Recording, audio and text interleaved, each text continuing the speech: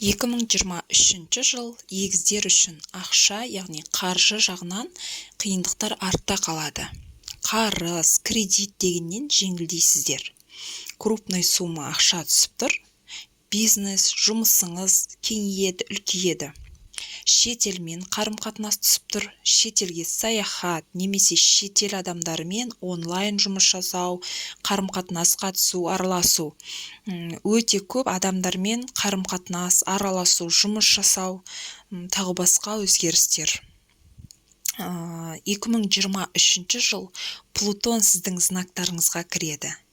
24 наурыз және 12 маусым аралығында кіреді де сіздерге көрсетеді алдағы 20 жылда қандай өзгерістер болатын. Себебі Плутон сіздердің знактарыңызға алдағы 20 жылға келіп тұр.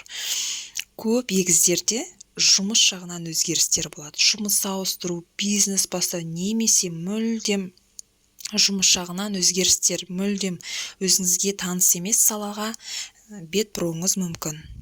Үлкен жауапкершілік алатын жыл. Онлайн көп жұмыс жасайсыздар. Жаңа жылдан бастап 17 мамыр аралығында сәби көтеруге, босануға жақсы уақыт. Өмір сүрулеріңізге кедергі келтіретін көп нәрселерден арылар. Сіздар күш-жігерлеріңіз артады.